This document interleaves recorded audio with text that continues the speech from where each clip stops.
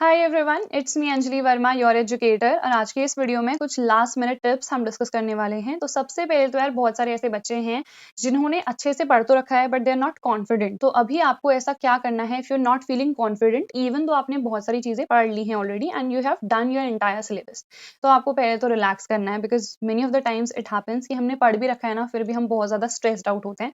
तो रिलैक्स करो, थोड़ा सा मेडिटेट कर लो, 5 मिनट का ब्रेक लो, शांति से रिलैक्स करो, रिवाइज करो। ठीक है, जो भी चीज आपने पढ़ ली है ना ऑलरेडी, उनको रिवाइज करो। और रिवीजन नोट्स की हेल्प से ही आपको ऑब्वियसली करना है। वंस यू डन रिवाइजिंग, उसके बाद प्रैक्टिस करने लग जाओ। प्रीवियस ईयर्स करो, सैम्पल क्वेश्चन पेपर्स करो, इनफ है। ठीक है, इधर उधर बहुत हर एक मटेरियल पे, हर एक रिसोर्स पे अभी नहीं भागना है। Just completely focus on previous years and sample question papers. ठीक है, अगर पीडीएफ नहीं है या फिर बुक नहीं है तो मैंने फ्री में PDF study warehouse Telegram पे प्रोवाइड कर रखी है, जाके ज्वाइन कर लो टेलीग्राम और वहां से सारी पीडीएफ डाउनलोड करके प्रैक्टिस करने लग जाओ। ठीक है, उसके बाद ये तो मैंने ऑलरेडी बता दिया, प्रीवियस ईयर्स और सैम्पल पेपर्स करने हैं। लास्ट मिनट पे ऐसा होता है कि हम ना बहुत ज्यादा अंडर कॉन्फिडेंट हो जाते हैं, स्ट्रेस में रहते हैं कि यार हम कर पाएंगे या नहीं कर पाएंगे। तो सिंपली आपको रिलैक्स करना है एंड पढ़ाई पे वापस से लग जाना है। जो आलतू फालतू के थॉट्स होंगे वो अभी लाने की बिल्कुल जरूरत नहीं है। ठीक है, और डिस्ट्रैक्शन से बिल्कुल दूर रहना। रील्स अभी खोलने की बिल्कुल जरूरत नहीं है, ना ही यूट्यूब शॉर्ट्स। शांति से बिल्कुल अपना पढ़ने बैठ जाओ। उसके बाद ऐसे बच्चे जिन्होंने काफी कम पढ़ रखा है, अब ऑब्वियसली उनको तो स्ट्रेस भर भर के होगा। उनको क्या करना है, जो भी आपका पोर्शन है जो बच गया है उसको वन शॉट लेक्चर्स की हेल्प से कंप्लीट कर लो।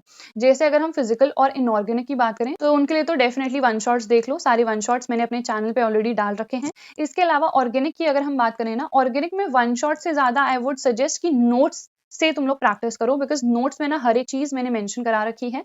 अगर आप लिख लिख के प्रैक्टिस करोगे सब कुछ आपको खुद ही समझ में आने लग जाएगा। टीचर से पढ़ने की अभी जरूरत नहीं है, खुद से जो सेल्फ स्टडी होती है ना वो अभी यहाँ पे ज्यादा रिक्वायर्ड है। नेम रिएक्शंस की रिटन प्रैक्टिस करो सभी लोग। ठीक है, चाहे अच्छे से पढ़ रखा हो चाहे नहीं, written practice is very important of all the reactions.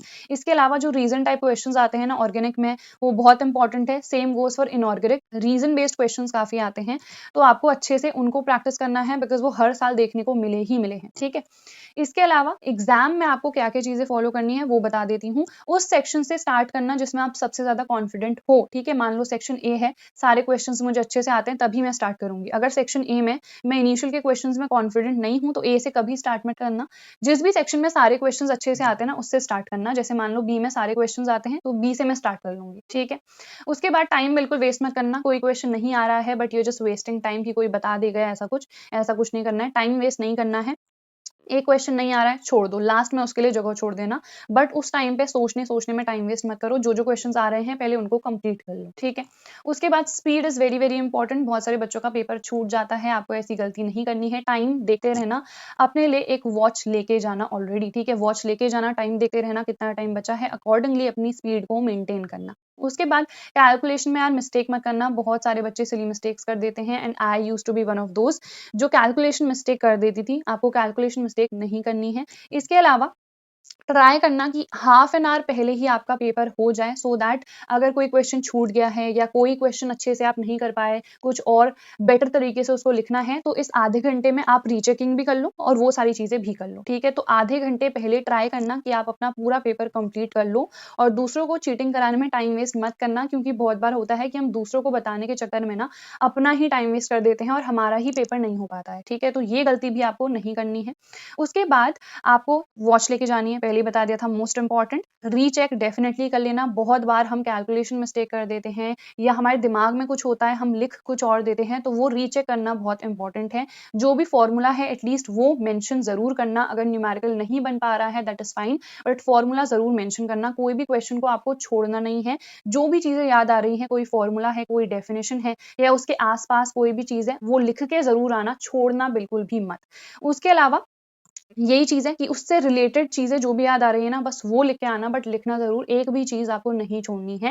And to the point answer करोगे तो इट इज बेटर, क्योंकि आपको मार्क्स डेफिनेटली मिलेंगे ही मिलेंगे। टू द पॉइंट आंसर आता है, आंसर लिखो एंड नेक्स्ट क्वेश्चन पे मूव ऑन कर जाओ।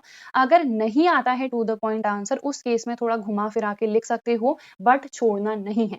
ये सारी चीजें आई होप आपको समझ में आ गई होंगी। वॉच यार, again I am saying to all of you कि जरूर लेके जाना। वॉच नहीं लेके जाओगे ना, बिलीव मी, सबसे बड़ी बड़ी मिस्टेक कर रहे होगे, क्योंकि मैं जब वॉच नहीं लेके जाती थी, मुझे पता ही नहीं होता था टाइम हो क्या रहा है, एंड फिर हमसे टाइम मैनेजमेंट अच्छे से नहीं हो पाता है। तो वॉच यार अपने फ़ोन में रिमाइंडर सेट कर लेना, जिस दिन एग्ज़ाम है उस दिन का, या मम्मी से बोल देना, पापा से बोल देना, बट लेके ज़रूर जाना। तो ये सारी चीज़ें हमने डिस्कस कर ली हैं। आई होप ये सारी चीज़ें आप लोग को समझ में आ गई होंगी। इस वीडियो को यार अपने फ्रेंड्स के साथ ज़्यादा से ज़्यादा शेयर करना। हम मिलेंगे हमारी नेक्स्ट वीडियो में। Till then bye everyone, take care and all the very best.